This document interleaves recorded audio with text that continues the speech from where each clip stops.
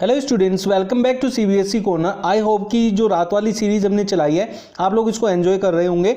आप लोगों को कोई भी डाउट है या कोई भी टाइप की वीडियो चाहिए जिस टॉपिक पे आपको बनवाना है कमेंट बॉक्स में लिख सकते हैं। चलिए स्टार्ट करते हैं आज का अपने ये वीडियो फर्स्ट क्वेश्चन के साथ, that is what is meant by a chemical reaction. तो आप समझ गए होंगे कि ये वीडियो जो है हमने केमिकल रिएक्शन एंड इक्वेशन से ली है। इसमें से कुछ क्वेश्चन डिस्कस कर लेते हैं। जैसे एक केमिकल रिएक्शन क्या होती है। केमिकल रिएक्शन होता है कि जब भी कोई दो सब्सटेंसेस एक साथ मिलते हैं या एक में से ब्रेक होके कोई एक से ज़्यादा बनते हैं, उनसे जब अलग अलग कोई सब्सटेंसेस बनके तैयार होते हैं with new properties and new chemical bonds, उनको कहते हैं केमिकल रिएक्शन।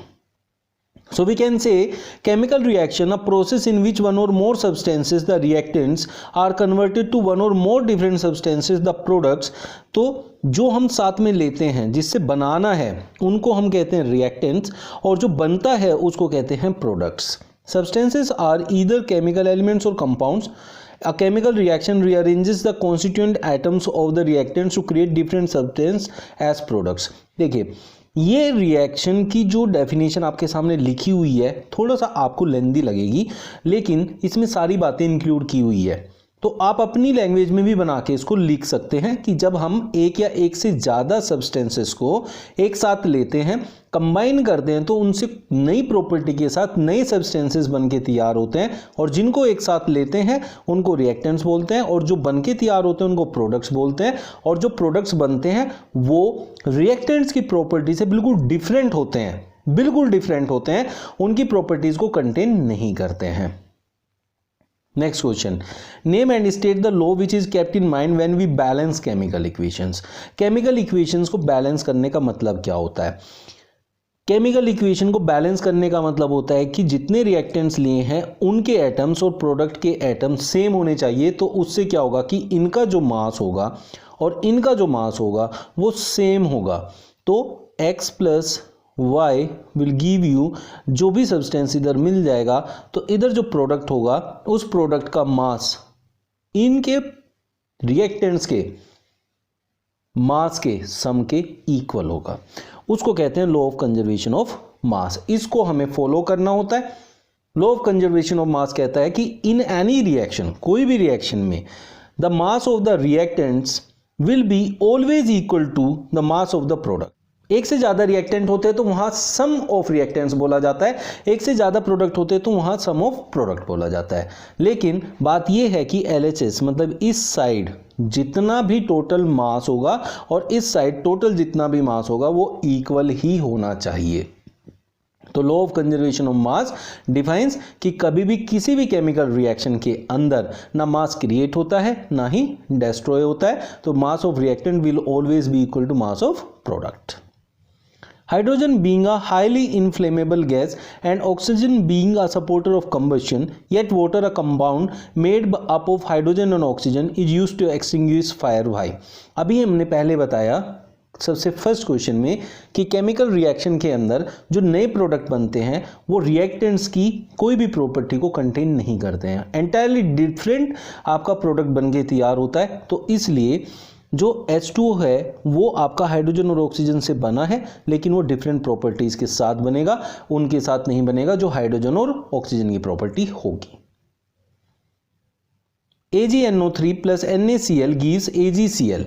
जो ये एरो का साइन होता है, दिस एरो साइन जो होता है हमारा प्रेसिपिटेट को शो करता है कि formation of precipitate, and this sign shows the evolution of gas.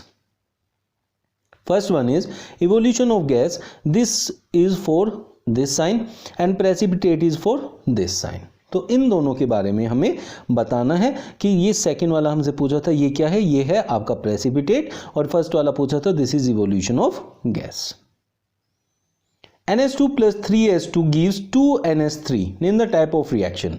देखिए यहाँ ये दोनों मिलके एक बना रहे हैं तो कंबाइन हो रहे हैं, therefore we can say that it is an example of combination reaction. दो या दो से ज़्यादा रिएक्टेंट्स जब मिलके एक प्रोडक्ट बनाते हैं तो उसको कहते हैं हम कॉम्बिनेशन रिएक्शन। और यहाँ ऐसा ही हुआ है कि नाइट्रोजन और हाइड्रोजन को लिया तो हमें अमोनिया मिला है, तो इसलिए इसको हम कॉम्बिनेशन रिएक्शन बोलेंगे। Write a balanced chemical equation for the process of photosynthesis and the conditions of reaction giving physical state of all substances.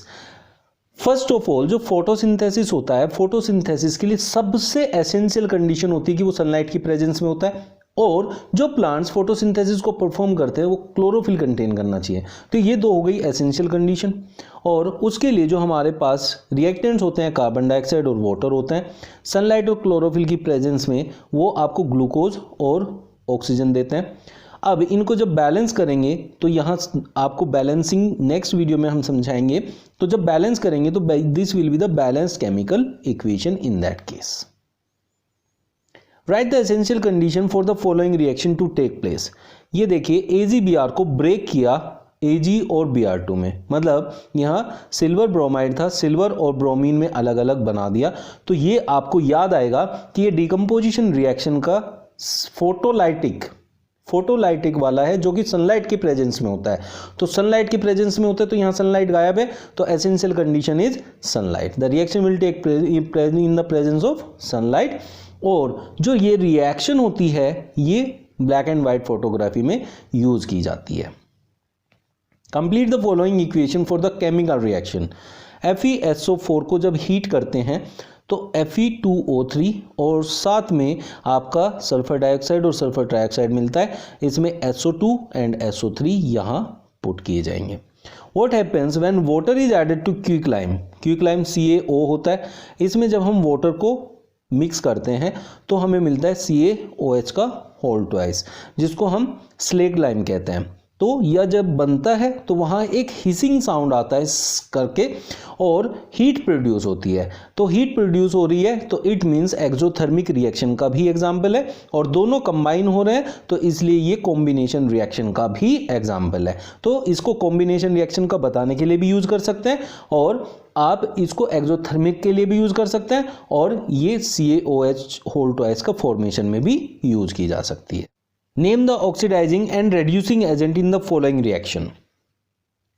Copper oxide copper में कन्वर्ट हो गया, हाइड्रोजन H2O में कन्वर्ट हो गया, H2 ऑक्सीजन के साथ आकर ऑक्सीडाइज हो गया, और जो ऑक्सीडाइज होता है जिसको ऑक्सीजन मिलता है वो हमेशा रेड्यूसिंग एजेंट होता है, और जो रिड्यूस होता है मतलब अपने ऑक्सीजन को लूज करता है वो ऑक्सीडाइजिंग एजेंट होता है। तो इसलिए कॉपर जो है वो कॉपर ऑक्साइड ऑक्सीडाइजिंग एजेंट की तरह वर्क करेगा, और H2 जो है वो रेड्यूसिंग एजेंट की तरह वर्क। ये था आज का आपका वीडियो। आज का ये वीडियो कैसा लगा है कमेंट बॉक्स में जरूर बताइएगा। अगर कोई स्पेशल टॉपिक आप लोग चाहते हैं तो कमेंट बॉक्स में लिख सकते हैं। चलिए मिलते हैं नेक्स्ट वीडियो में new tricks and new questions के साथ। Thank you.